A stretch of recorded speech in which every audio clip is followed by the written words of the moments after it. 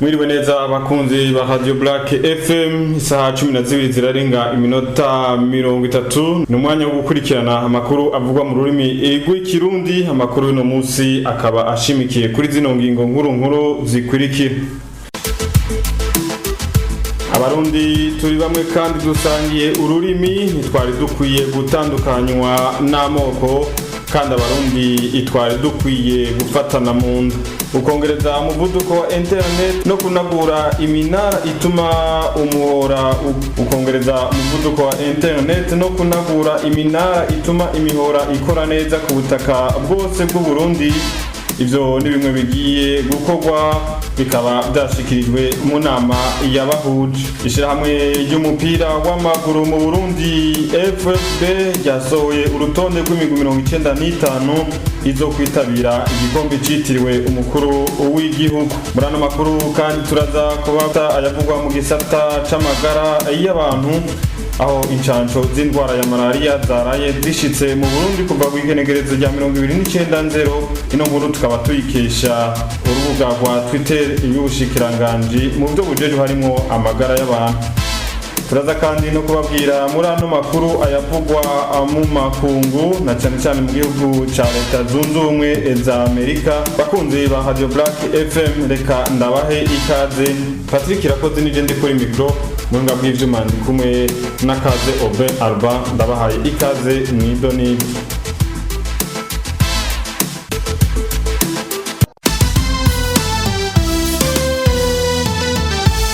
Black FM, the #1 hit radio station in Bujumbura.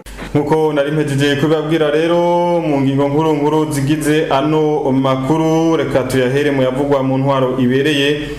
Abarundi ngo turi bamwe kandi dusangiye ururimi, ngo nitwari dukwiye gutandukanywa n'amoko, kandi abarundi itwari dukwiye gufatana mu nda. Ivyo bishikirizwa n'umushikiranganje mu vyajejwe harimo umutekano, hari mu nama yo kuruno wa 2019-2025.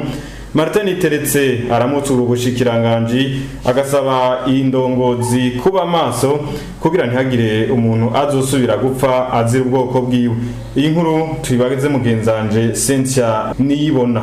Muri iyo nama yagiranye n'indongozi za komine Mukaza, umushikiranganje mu jeje harimo umutekano Martin Teretse yamenyesheje ko abarundi turi bamwe, nta muhutu nta mututsi eka nta n'umutwa, ahubwo turi abarundi twese. Arongera avuga ko abarundi turi bamwe kuko tuvuga ururimi rumwe, abantu nibatahura iyo baja twese dufatane mu nda, ivyo abahutu n'abatutsi tubireke dutandukane navyo, maze twubaka igihugu cacu, ntihagire umuntu anezerwa nuko mugenzi we apfuye.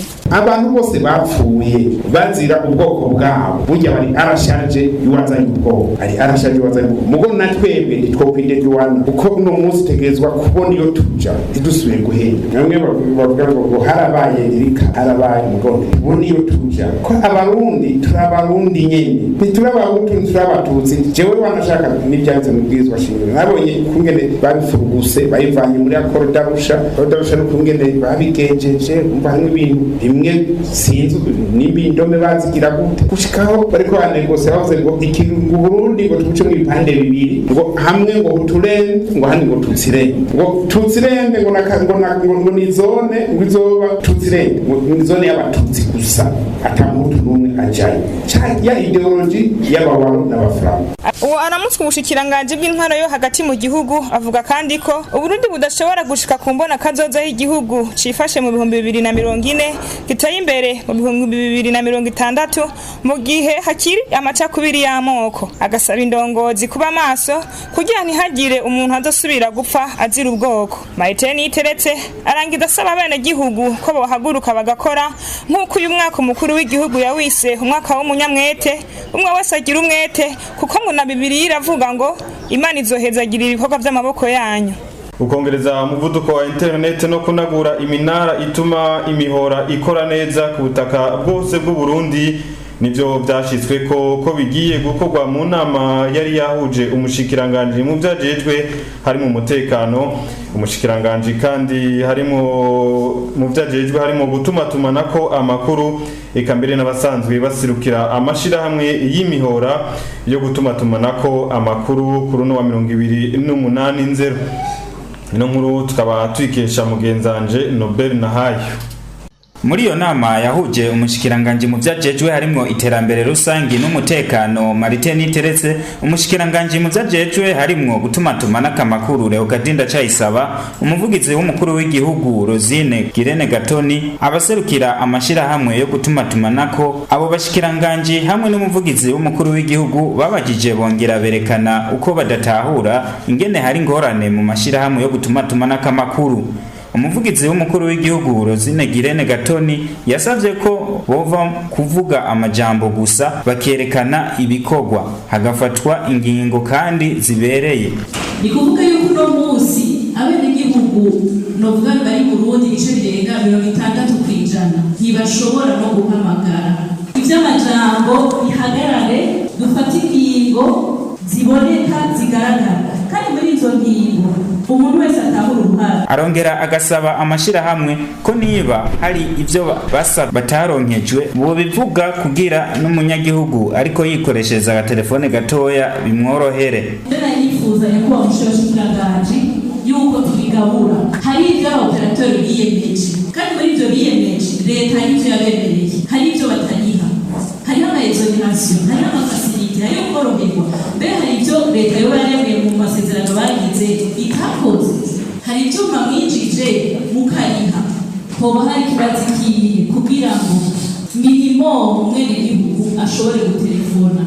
Bavuze ngo ni igitoro, dusubira inyuma imyaka 5 ikibazo c'igitoro cari gihari, dusubira inyuma imyaka 10 ikibazo c'igitoro cari gihari.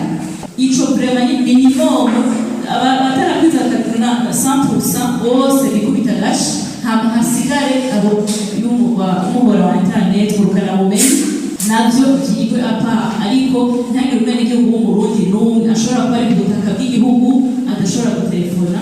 Umushikiranganje nawe mu vyajejwe harimo gutumatuma n'akamakuru Leokadinda Cayisaba aravuga ko adatahura ikibazo bagize kuko atavyo bigeze bashikiriza mu bushikiranganje.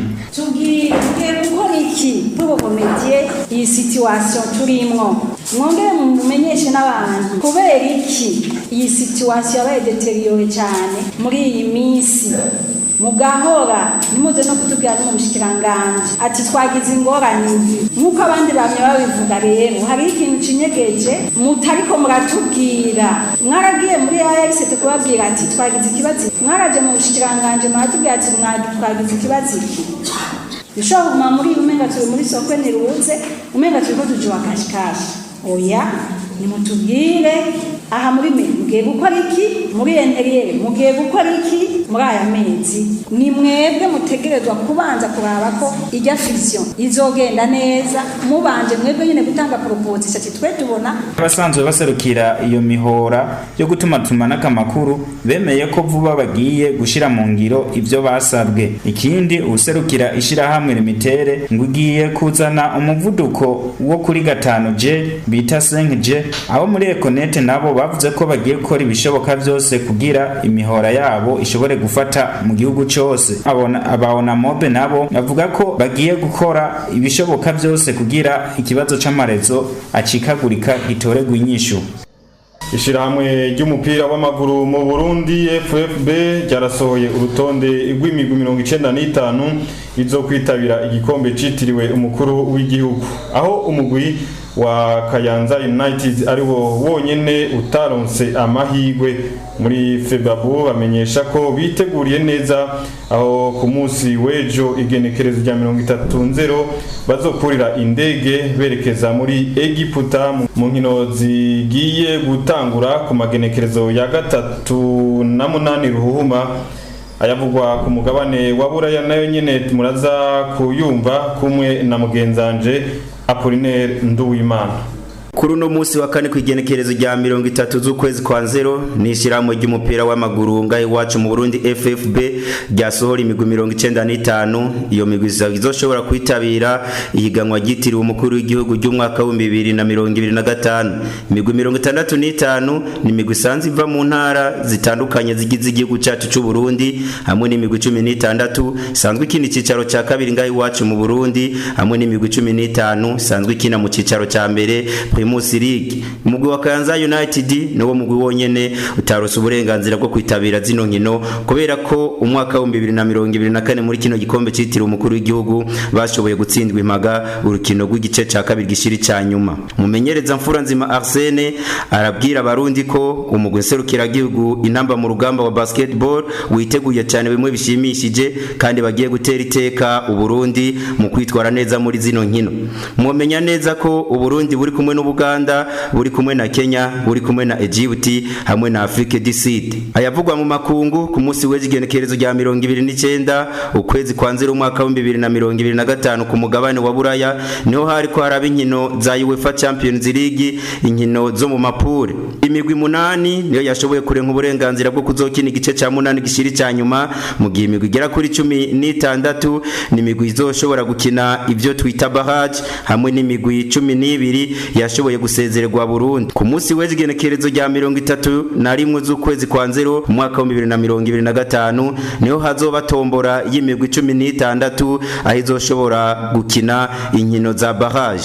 Izo nkino za barrage zizoca zitangura kuva ku igenekerezo rya 11 ndetse no ku igenekerezo rya 12 ukwezi kwa kabiri. Izo hazoba haba inkino zo gutangura, mu gihe inkino zo gusubirira zizoba kuva ku magenekerezo ya 18 ku magenekerezo ya 19 z'ukwezi kwa kabiri. Inkino z'igice ca kane gishiri ca nyuma zikaba zizoba kuva ku magenekerezo ya 8 na 9 z'ukwezi kwa kane, mu gihe inkino zo gusubiriza zizoba kuva ku magenekerezo ya 15 no ku magenekerezo ya 16 z'ukwezi kwa kane.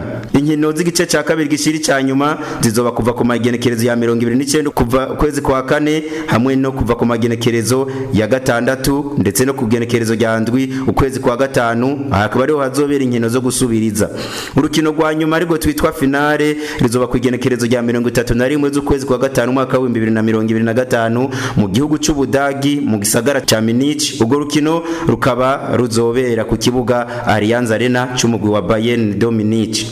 Inshancho z'indwara ya malaria zarashitse mu Burundi kuva ku igenekerezo rya 29 nkuko tubikesha urubuga rwa X kwahoze gwitwa Twitter y'ubushikiranganji mu byo ubujejwe harimo amagara y'abantu.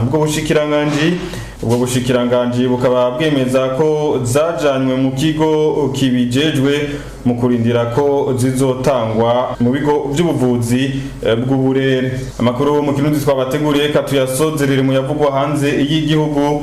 Gukora Amerika mu ishiramwe mpuzamakungu gitaho amagara y'abantu ku isi OMS guhagarika imfashanyo y'imiti ya sida, igituntu na malaria yahora itangwa mu bihugu byo muri Afrika, eka mbere no kwirukana abimukira baba ku butaka bwa Amerika ni bimwe muri ko birahindurwa n'umukuru w'igihugu Donald Trump inyuma yaho ashitse ku butegetsi. Inkuru dukesha Fulgence niyo nemera.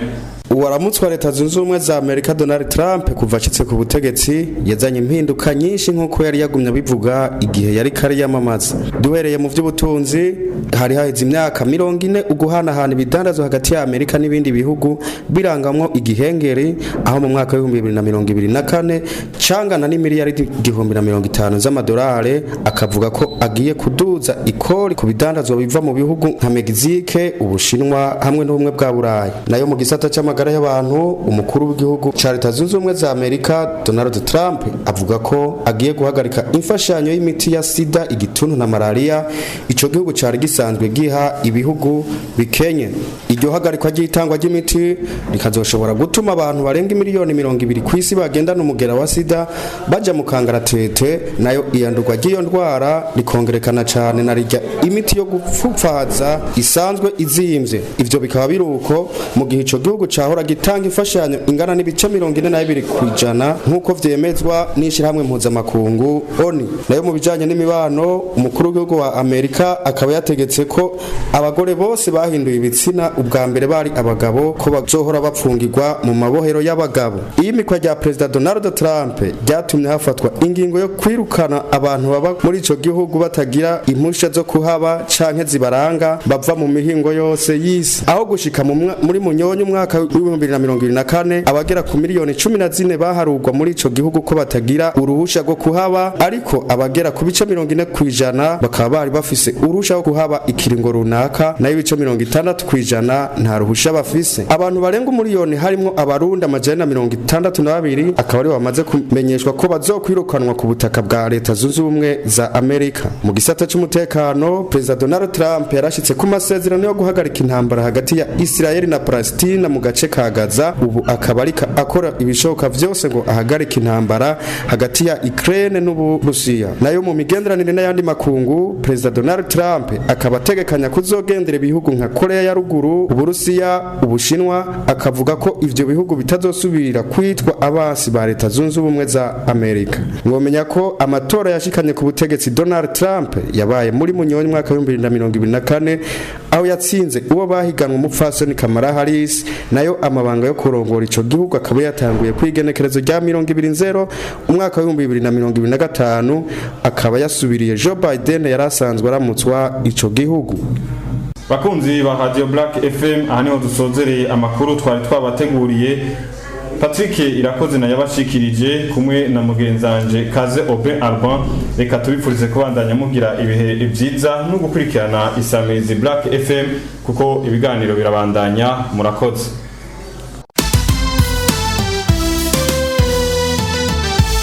Black FM, the #1 hit radio station in Bujumbura.